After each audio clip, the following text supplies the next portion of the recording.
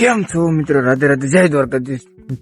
ત્રીજા દિવસમાં તમારું સ્વાગત છે. આપણે આજે ત્રીજા દિવસની સાયકલ યાત્રા છે ને આપણે રોકાણા છીએ પૂરા ધામ ભોળા ભાલ દાદાનું સાનિધ્યમાં. ને અહીંયા ગૌશાળા છે આ બાજુ, અને અહીંયા ગરમ પાણીની સુવિધા છે. તો નાઈ ધોઈને થઈ જાય તૈયાર ને હવે આપણે ચા પીને નાસ્તો બસ્તો કરીને આપણે નીકળી જવાનું. તો હાલો મિત્રો, દર્શન કરીને આપણે રજા લઈ લઈએ દાદામાં.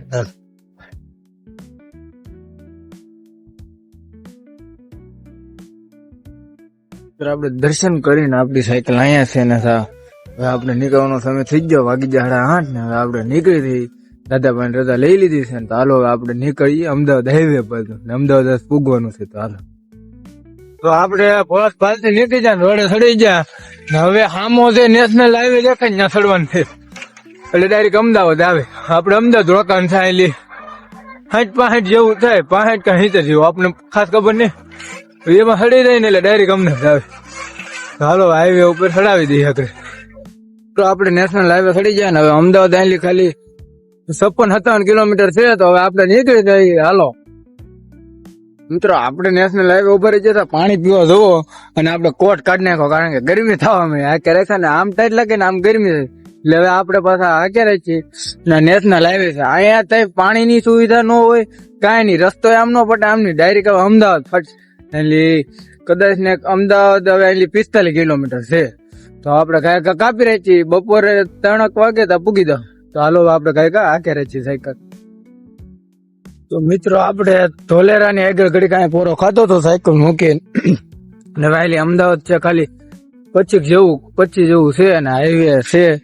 તો હવે કાંઈ કાપી રહી છીએ ને વાગી જાય 12. હજી જમવાનું કઈ શું ને આગળ કઈક હોટલ બોટલ આવે તો આપણે ત્યાં જમી દેવું. હાલો દાવા દે આવે સાયકલ હાકે.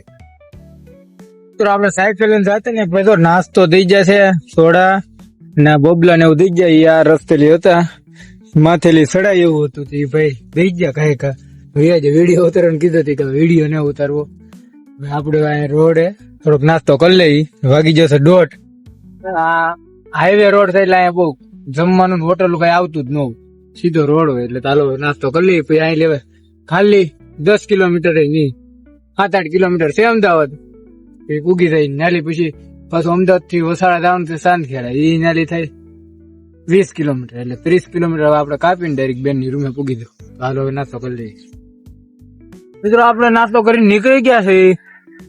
હાલો હવે અમદાવાદ આવી ખાલી 5 કિલોમીટર છે, કાપી નાખવાનું છે. હાલો આપણે અમદાવાદ પૂગી જાય જોવો તમે. અને આઈલી હવે 20 કિલોમીટર છે આપણે બેન નું ઘર, ત્યાં જવાનું છે. તો હાલો કાંઈક હાકે જ છે.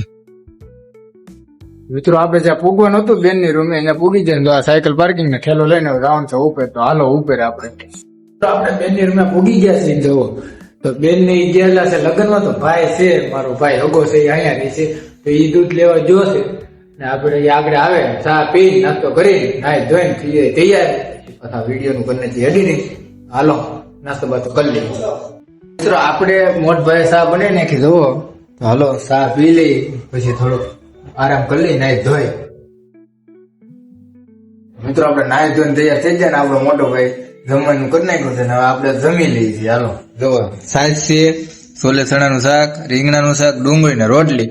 હાલો મિત્રો, અમે જમી લઈએ છીએ. હાલો તો જમીન મોટભાઈ લાવ્યા આઈસ્ક્રીમ, તો હવે આપણે ખાઈ લઈએ આઈસ્ક્રીમ. તમે ખાઈ લેજો કારક મગન. મિત્રો, ખાતું રેવાય. આ ભાઈ તો મને બહુ ખવડાવે આઈસ્ક્રીમ, ખાતું બહુ મોટભાઈ આપણે.